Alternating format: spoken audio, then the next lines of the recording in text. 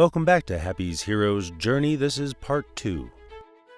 So, we've got our mentor, we've hearkened the call to adventure, and from here it really takes off as our heroes go through step 5, the crossing of the first threshold. If I take one more step, it'll be the farthest away from home I've ever been. It is through the process of crossing the first threshold that our heroes' journeys really begin. And we find that the ordinary world is behind us for good now after this stage, which also often serves as a first real challenge for our hero. In fact, the hero often just barely makes it through the first threshold, aided by new allies, useful items, maybe a new vehicle, or other external forces. Well, some might call it luck. I'd like to call it, well, luck, I guess. So what? Luke crosses his first threshold when, looking for a pilot to get the gang to Alderaan, he enters the Mos Eisley Cantina, only to leave it flying away under a barrage of blaster shots. Meanwhile, Happy enters the Waterbury Open Golf Tournament and wins it, earning a spot on the Pro Tour. But even he knows that he was fortunate to have won, and that, in the long run, his special driving power won't be enough to compensate for his inexperience or other weaknesses. We got a lot of work to do before you go out there and compete with those real professionals. Here we will begin to encounter strange new territory with weird-looking creatures wearing weird-looking outfits. If I saw myself in clothes like those, I'd have to kick my own ass. Our hero often finds that they are unfamiliar with the local language, customs, or etiquette. Get out of the way. Where were you on that one, dipshit? This often results in friction with the new territory. Luke gets into an argument with this dude who gets the fugitive treatment from Obi-Wan, and Happy ends up punching this guy who heckles him. Despite these initial setbacks, Happy is able to demonstrate why he just may deserve a spot among the upper echelon crowd of golfers. And we get a great callback to that scene when Happy first discovered his talent for golf. As he attempts his first drive off the first tee, he is understandably nervous and flubs the shot. Chubbs jumps in, immediately starts showing his value as a coach. He gets Happy to relax, get out of his own head, he gets him to laugh. Just easing the tension. Well, ease it on someone else. Happy takes a moment, lines up his shot, and blasts the ball onto the green hundreds of yards away. As the ball flies through the air, the same POV shot and whooshing sound effect we saw when Happy first hit a golf ball are employed again here to showcase the power of Happy's drive. Now, this effect is only used one more time, and it's on the very next hole where Happy hits a hole-in-one on a par 4. In this last instance, we even get a slow-mo shot and a little bit of fanfare music as Happy swings the club.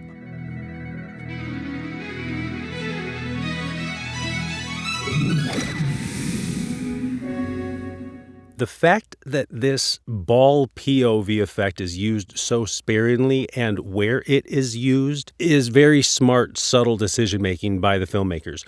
When we see it for the first time, when Happy discovers his talent, it's used to illustrate the magic of what Happy can do. That's for us, the audience, and Happy. But this last time, it's used to show that Happy is extraordinary not only in his ordinary world, but in this extraordinary world as well. Did you see that? Yes, nice shot. And that one's for them, the people in the movie. I know, I just said I saw it. It lets us know, the audience, that the people in the movie are seeing the same thing that we are seeing about Happy, that he can hit the hell out of the ball.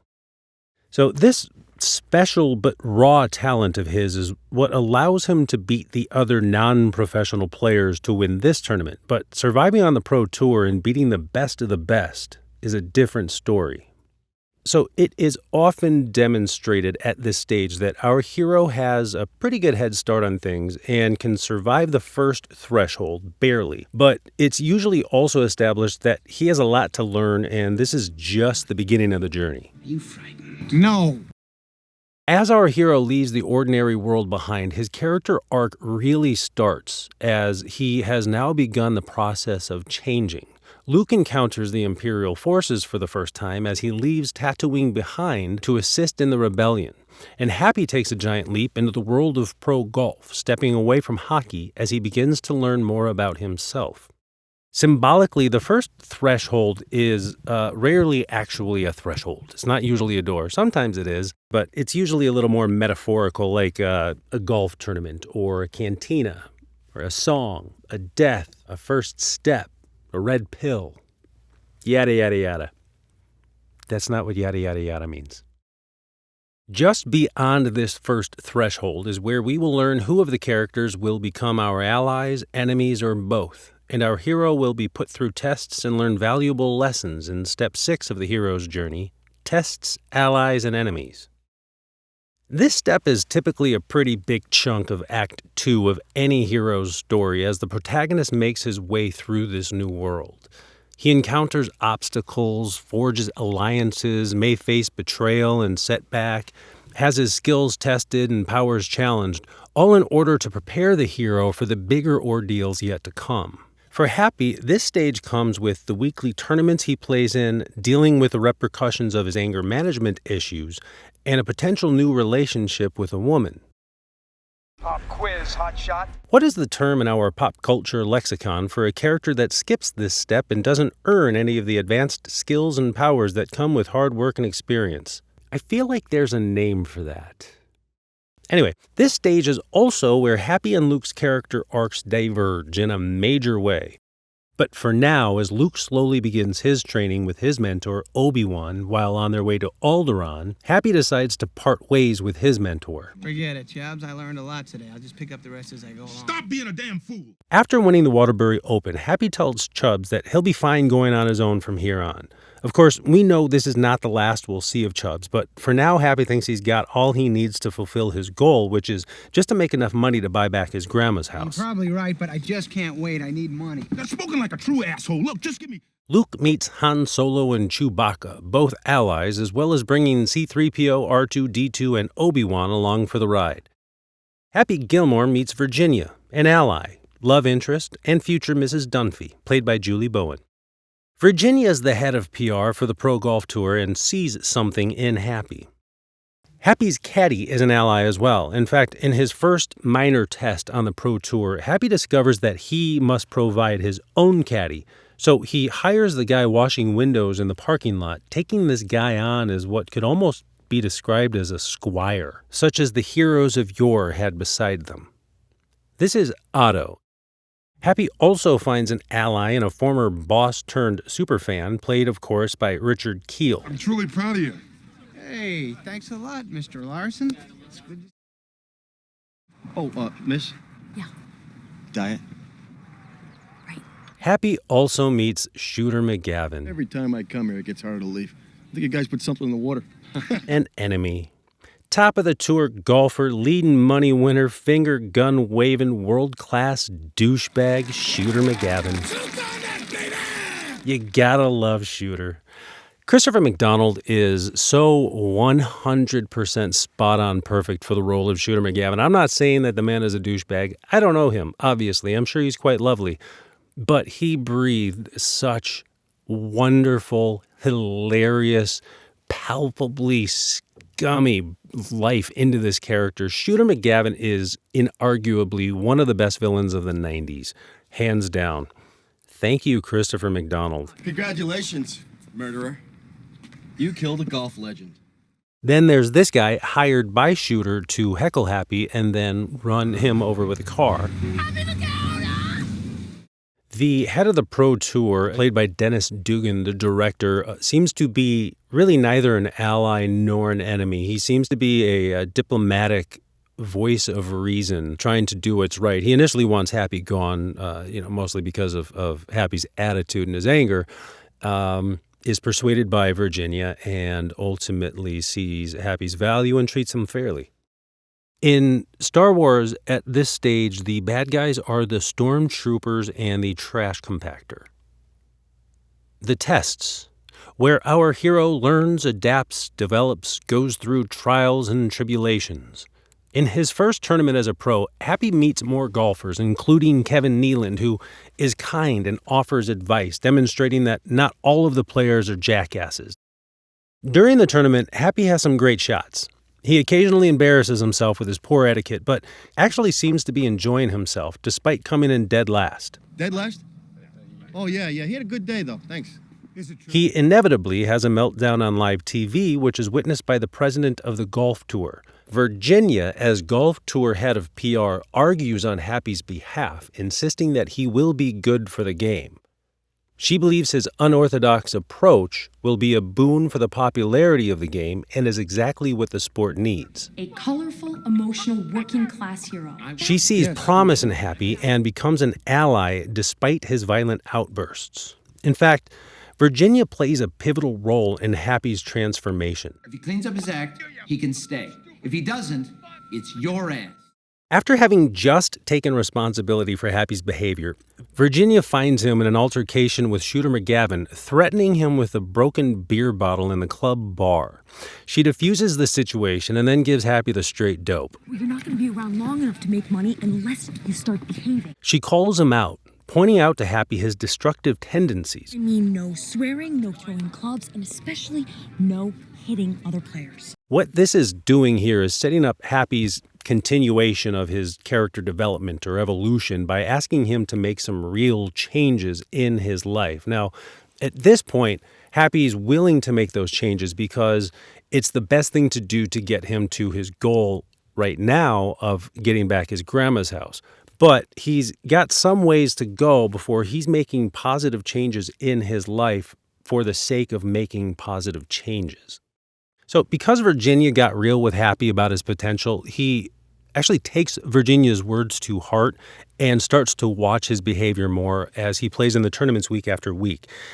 We see this guy actually putting in the work. Like, he's grinding away. He's actually getting better at golf while getting into golf a little bit more. He's having fun with the crowd. He chit-chats with the other golfers. He signs autographs for his fans while Virginia keeps an eye on him from the gallery. Look, regarding Happy's anger and violence, the film does a great job, I believe, of never letting Happy seem dangerous to the people around him. Well, all right, except that guy, and that guy, okay, and that guy, and Bob Barker, and that guy, okay. At least he doesn't seem to scare any of his friends. Virginia, anyway, doesn't seem to be afraid of him. In fact, she seems scared for him, knowing that his temper on the course could cost him his place on the tour. Happy's anger is that kind of like endearing movie brand of anger. You're a lousy kindergarten teacher. I've seen those finger paintings you bring home and they suck. It's almost like the anger can be read more as like immature hormonal issues as opposed to like dangerous violence. Anyway, despite clearly finding him charming, Virginia initially declines a date offer from Happy because I think she doesn't date golfers. Oh, no, thanks. I don't date golfers. That's right. But relents after Happy has been a good boy and agrees to a friend date. Yeah, just as friends. Slow down. I don't want to be more than friends. I just met you. Happy brings Virginia to a hockey rink to show her his passion for that sport. He's obviously still clinging to his old identity and tries to show off a little, but Virginia's not impressed. Do you always carry a puck around? Yeah. Although she is, of course, very sympathetic when Happy tells her about his grandma's problem and why he's so concerned with making money on the tour. That's awful. That's why I joined the tour. Virginia, metaphorically strips Happy down here a little bit of his hockey identity when she accepts and then beats a challenge from him to hit a hockey puck into a net. It almost seems like Virginia is both a better skater and puck handler than Happy Gilmore is. So, as Happy says, things didn't go according to plan. Talk about your all-time backfires. But the setting is sufficiently romantic. The two begin to fall in love, and hockey slides just a little further out of Happy's life. At one point on the golf tour, Happy encounters the alligator that ate Chubbs' hand. He recognizes the alligator because it is missing an eye, the one that Chubbs took from it for taking his hand. You're pretty sick, Chubbs. The alligator now has Happy's ball in his mouth, and it goes back into the water. Now, Happy dives in after the alligator, wrestles around with it for a bit, and eventually knocks it out with a headbutt. He reaches into the gator's mouth and retrieves his ball. So again, this is it's fun, absurdist, sure, but it's a great little device, and it does two things for the story by advancing both the plot and character development. The plot is advanced by recalling the character of Chubbs, who has been away from the story for a while, foreshadowing his return. And the fact that Happy is able to beat the alligator, whereas Chubbs could not, implies a greater power in Happy than was in Chubbs. It's almost an apprentice outgrows the mentor kind of moment. During this time, Happy also develops a fully blown antagonistic relationship with Shooter McGavin, who is doing what he can to get Happy kicked off the tour, potentially thwarting Happy's plan to save his grandma's house. Shooter abhors Happy for his goofy golf swing, his violence, and worst of all, the lower class of people he's attracting to the sport. Damn you people. Go back to your shanties. In fact, early on in this stage, Shooter pranks Happy by sending him to the 9th green at 9, where he gets doused by the sprinkler system. This lets Happy and us know right off the bat that Shooter doesn't think that Happy belongs there. I'm beginning to come around. Yeah, everyone seems to be coming around. Well, I'm not, Doug. Shooter pressures the president of the tour to kick Happy off of it, but the president argues that until Happy actually breaks a rule, his hands are tied. He's not breaking any rules, and until he does, there's nothing I can do. Having battled his way through this rough chunk of the story, Happy is on the precipice of success. So we'll get the house back?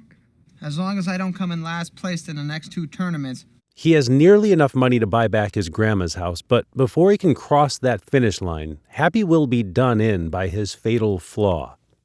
Just 2 weeks shy of his money goal, Happy starts and ultimately loses a fist fight with none other than legendary TV personality Bob Barker during a live televised Pro-Am golf tournament. Now you've had enough, bitch. For this, Happy is fined $25,000 and is suspended from the tour for 1 month, meaning he will fall short of the $270,000 he needs to buy his grandma's house back in time. For Happy and his grandma, almost all hope is lost if he cannot play on the tour for the next few weeks.